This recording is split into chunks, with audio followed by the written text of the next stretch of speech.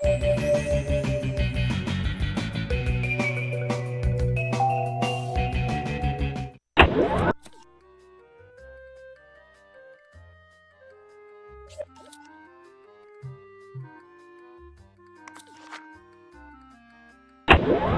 Sims Agents is the 5th game in the My Sims franchise. It started out with a game just simply titled My Sims, which was EA's idea to take the mechanics of the Sims franchise and turn them into a basic point A to point B main objective type of game. I did get a chance to play this, and despite it having some bad scores, I was actually surprised to find it to be quite an enjoyable game. The ironic thing about it was the worst part about the game was the actual My Sims part, about where you're building houses and designing your character. All that was the worst. The best part was just simply exploring around the environment. Then they had a sequel to it called My Sims Kingdom, which got much better scores. I didn't bother playing it though, because from what I've heard, it's just the same game with a little bit more polish and a little bit longer.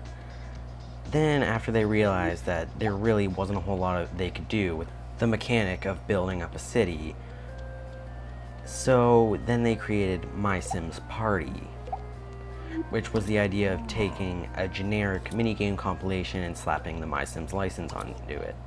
It was supposedly terrible. Once again, never got around to playing it. Then they repeated that process with My Sims Racing, which was just Mario Kart with the My Sims franchise on it. I did get to play a demo of it. It was Mario Kart with The Sims. That's pretty much as you can say about it. And that brings us to My Sims Agents, which is the idea of taking an adventure game and then applying the My Sims franchise to it. And it actually does come out as kind of a unique experience, but it does have some flaws. One of which being the adventure game mechanics. The thing about adventure game mechanics is they have been mastered many times before, and there's absolutely no reason why in 2010 they should have these glaring, not gameplay destroying, but still annoying problems in them. The one for this game very much resembles the same problems many other adventure games have had, where instead of just having one button that does every single action like it should, it decides to split the actions up. Except here, they're not splitting it to multiple buttons. You have to select what action you want to do with the D-pad. Alright, now let's use an example of this. So there's a box that can only be opened with your crowbar. Alright, now if you don't equip your crowbar and just go up to it and press A, instead of trying to open it, he will just, stand there, admire it, maybe even discuss some dinner plans if he feels like it. Again, this isn't a gameplay destroyer, it's just annoying, and this is 2010! How have we not got the mechanics down yet? The next problem with this is this game is strictly aimed towards children. Like, obviously, an older person can play this game, they're just gonna have the right mindset. That mindset is leave your brain at the door and let the game do all the thinking for you.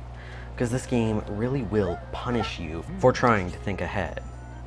For example, one of the mechanics in this game is a magnifying glass, which lets you see invisible footprints that just appear when you put a magnifying glass over them. Now, obviously, if you think logically, you can normally tell where this person would be going. Yet, annoying thing about it is the game only works if you find the whole path. And not even that, if you go off the set path, like even though footprints would appear there if you were going on the path, they won't appear unless you've gotten every other footstep so far. And that can be really annoying because footsteps will purposely lead you around areas that there's no real reason you have to go there. One little good thing about this game that I enjoyed was it adds these little mini games here and there. Now, I was worried that they might be tacked on and stupid, but I was actually surprised how fun and addictive some of them were. And I know that's just going to take one asshole down at PopCap to make a Flash version of these, and then they'll have their next Bejeweled or Peggle, or you get the idea.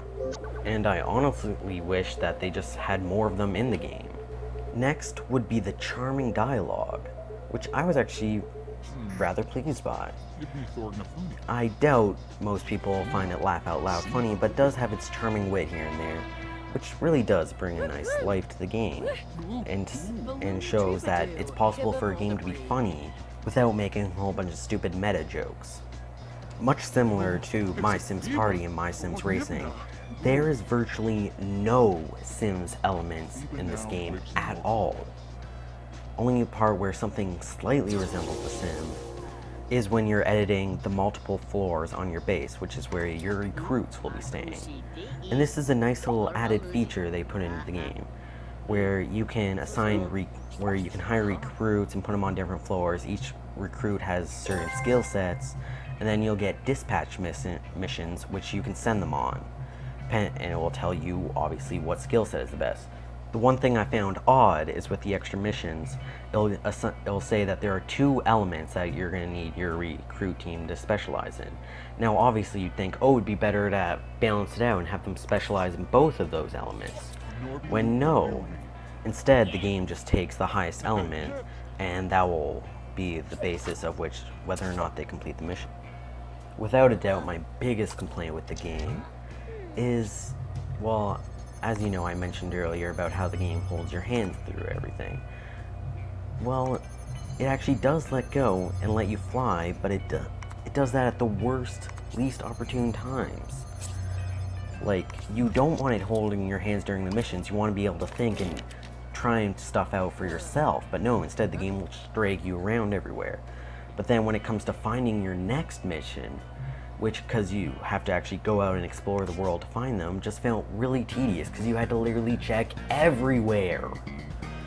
Because they don't, at first, in the tutorial stage, they're just jumping out and standing in the center of the street screaming at you. And then later on, they'll just be doing their normal stuff, and you would have to purposely go and look for them. So in the end, My Sims Agents is a simple, fun little adventure game. You just gotta remember that you're playing by the game's rules.